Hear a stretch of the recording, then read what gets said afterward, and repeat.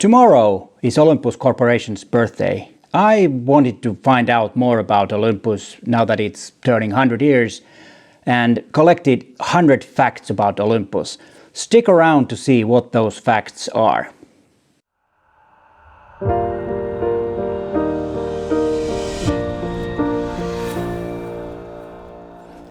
Hi there, I'm Peter Forsgard, an Olympus visionary and a professional photographer from Helsinki, Finland. And before we get into those facts, please consider subscribing to my channel and hit that bell so you get notified when there is a new video online.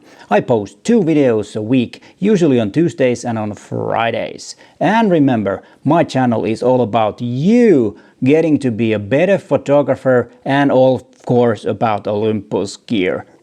There is a link in the description to a blog post where there are links to all the resources that I read when collecting the facts for this video. But let's start with number 1.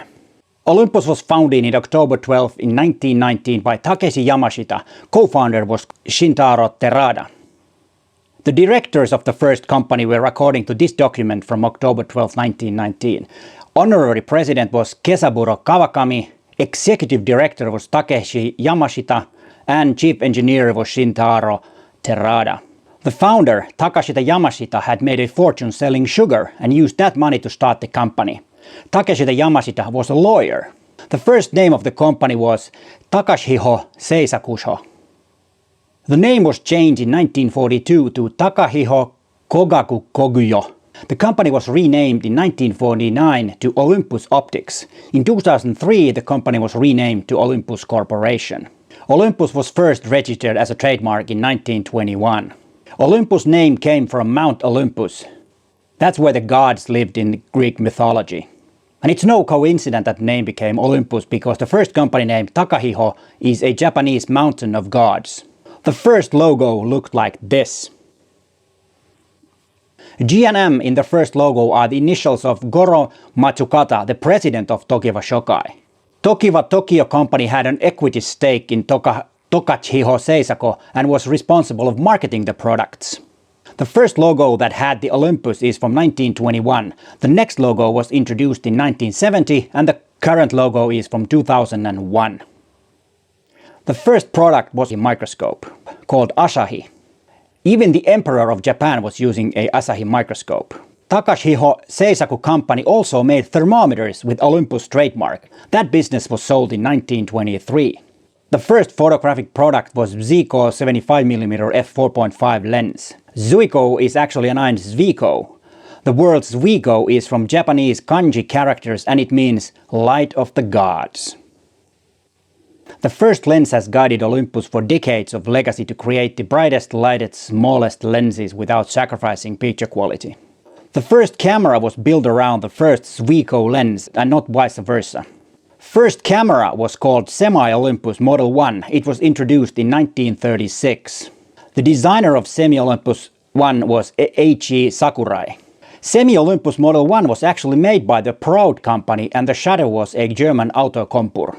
The second camera was called Semi-Olympus Model 2 and that camera was a full Olympus product. It was introduced in 1938. In 1937, Olympus Standard, a rangefinder, was introduced, but it was never put to production because of the war. Only 10 was made. The third camera model was called Olympus 6. It's from 1939. The name came from the format 6x6 and it used a 120 film. Okay, we've covered 25 facts. We've covered the founding of the company and the first cameras. And what I found to be the most exciting thing in the first part was that the first camera was built around a lens. So Olympus built the lens first and then the camera. And I think that was really fascinating because lenses, of course, they are really, really important. As we will see later in the facts that lenses played a very big part in future also. And let's see what next 25 brings us. It's more or less about cameras, the next 25 facts. The last 6 series cameras were introduced in 1955 and it was called Chrome 6 R2. First Olympus that used 35mm film was called simply Olympus 35. It was the first 35mm camera sold in Japanese market. One of the most popular cameras in the 35 lineup was the Olympus 35 wide. It provided an easy way to take wide-angle photographs. Olympus 35 had a nickname pickpocket camera. It was as fast to use as pickpockets could empty your pockets. The first model of Olympus 35 had an unconventional film size, 24 by 32, but it was later changed to the 24 to 36. The last camera from Olympus that used 120 film was Olympus Flex, a twin reflex camera. The Olympus Flex had two Z-Code 75 f2.8 lenses. In 1958, Olympus introduced another twin reflex camera that used 4x4 film, 127 film. Camera was called Olympus iReflex A. iReflex A had an automatic exposure with shutter priority. The lens in the iReflex A was a Z-Zuiko 60mm f2.8. Olympus S II had a Z-Zuiko 42mm f1.8 lens. It was the first f1.8 large diameter lens with a 35mm standard lens. Olympus PEN was introduced in 1959. PEN used half frame, so a 35mm film had 72 shots instead of the usual 36. Olympus PEN was designed by the famous Yoshihisa Maitani. Maitani was recruited by Eiichi Sakurai, the guy who designed the first Olympus camera, the semi-Olympus Model 1. Maitani had also an offer to work for a car company, but chose camera business and Olympus instead. Maitani worked 2 years in production before joining the design team. Maitani's assignment was simply try design something. So designing Olympus PEN was a training program for Maitani. Maitani's goal was to make a camera that would only cost a half-month salary for a new employee. Maitani was using a Leica at the time. Original PEN had a fixed lens, Z-Zuiko 28mm f3.5. The goal was to produce lens that would equal the quality of Leica Tessar. Remember, Maitani had a Leica for himself. The design costs of the lens were so big that Olympus did not have more money on the camera itself. The factory manager refused to manufacture PEN camera. He called it a toy camera. Also, marketing department said that it would not sell. So, the original PEN was not manufactured by Olympus, it was outsourced. The production of PEN was 5,000 units a month, but it was selling faster than it was manufactured. PEN was widely used by professionals as a secondary camera. Many of those who know history of cameras would say that 1959 was a turning point for Olympus, and some might even say that it was before 59, it was the time when Maitani joined the Olympus team and when he joined the design team. And I like the story of PEN because it was like a training program for Maitani. He was practicing making cameras or designing cameras, and he came up with PEN, which was hugely popular. And what I find so funny is that the marketing department and guy who was running the manufacturing said that it won't sell. And then what happened after that, we will hear what happened with the PEN after that. Let's go to the next 25 facts. The popularity of the PEN made Olympus manufacture PEN itself and changed its name to PEN S. And by that time, the factory manager begged that it will be manufactured by Olympus. So he had changed his mind because of the popularity of the PEN. At the time, camera buyers were 98% men, and Maitani wanted to change that. Maitani wanted to design a very simple camera, and PEN EE was born. EE stands for electric eye. Well, not very proper thing anymore to say that you need a simple camera to women to buy it, but the world was different and we have come a long way. Maitani succeeded with the PEN E. 33% was brought by women. PEN F was introduced in 1963 and it was also designed by Maitani himself. PEN F is the only half-framed SLR. It used rotary shutter and it was made from titanium. Titanium was light enough to get fast shutter speeds. It had an Olympus F mount and the system has 20 lenses. The PEN F was not a success. The reason was that Olympus held all the patents and no other manufacturer produced a camera like that and there was no boom. 1967 Olympus TRIP was introduced. It was a full-frame version of the PEN. TRIP 35 had two shutter speeds, 1/40th of a second and 1/200th of a second, and 3 focusing zones. TRIP 35 was manufactured from 1967 to 1984, so it's one of the longest running Olympus camera models. Olympus 35 DC was the first camera in the world to have automatic flash system. The letters DC stands for Deluxe Compact. Olympus 35 DC had a programmable auto photography system that made photography easy with any settings, even with backlit subjects. First Olympus SLR was Olympus MDN. It was a prototype. Olympus FTL was a first Olympus full-frame SLR for consumers. It was introduced in 1970. Olympus FTL had a Practica screw mount. Olympus M1 was the first Olympus SLR with bayonet mount. Olympus M1 was introduced in 1972. The letter M comes from the designer MKIII. The name M1 had to be changed to OM1 because Leica did not like the use of M1. Letters OM comes from Olympus MKIII. Olympus OM1 was the world's smallest and lightest 35mm SLR at the time. Olympus OM2 was introduced in 1975. It had the world's first TTL direct metering system which measured light reflected off the surface of the film. Olympus XA was launched in 1979. It had a 35mm f2.8 lens and an aperture preferred IA. It was designed by MKIII. Olympus AZ4 Zoom appeared in Batman movie 1989. Olympus OM4 Ti was in the opening scene in 007 movie License to Kill. Olympus C AF was the first Olympus to have autofocus. Olympus AF1 was the world's first weatherproof camera. Olympus O product was the 70th anniversary camera. It was produced only a limited edition of 20,000 units. The famous Olympus Mew was introduced in 1991.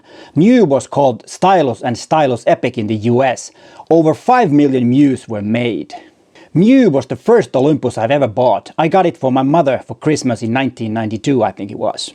1991 Olympus released another limited edition camera, Olympus Echo. Very stylish camera. Yeah, I know, it was more than 25, but I wanted to have a break right here because now the rest is about digital. And as we saw, the previous 28 was quite a lot about MKII's genius designs. And I think the legacy of MKIII still lives inside Olympus because he wanted to make cameras that everybody could afford. It was small and it would be easy to use. Okay, the easy to use, not always. But I think the legacy is still there. And like the OM1, which was the world's smallest SLR at the time. And all that legacy is still there. And now that we're going to the digital world in Olympus, it would be so fascinating to see what kind of a digital camera MKIII would design if he was still alive. If he was now here designing a camera, what kind of a camera would it be? That would be so fascinating to find out or to know, but unfortunately we cannot know that. But let's go to the next 25, the last 25, and it's all about the digital world. The first Olympus digital camera was called Deltis VC100. The professional still video camera was announced in 1988 and released in 1991.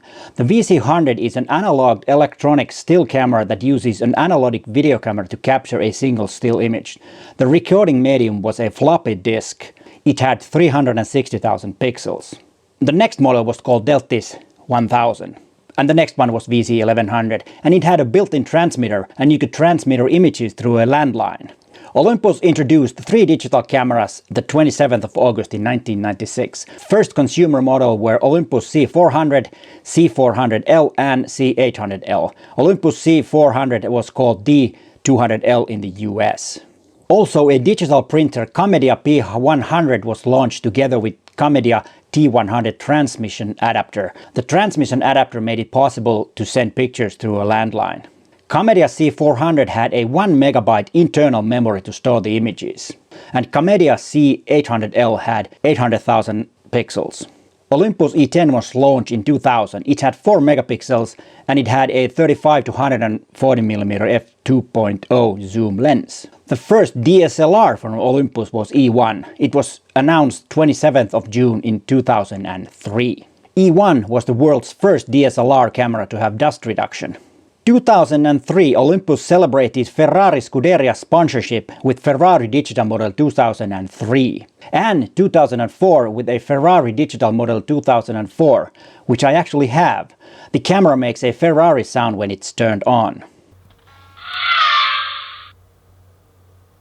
Olympus Mew 10 was the first weatherproof metal body digital camera. Olympus E30 was the first Olympus camera to have art filters. The first Olympus DSLR that had CMOS sensor was the Olympus E330. Olympus PEN EP1 was the first micro four thirds camera from Olympus. It was introduced June 16th in 2009. Olympus OMD EM5 was the first micro four thirds camera in the OM lineup. It was announced in February 2012. EM5 had the first 5-axis image stabilizer in the world.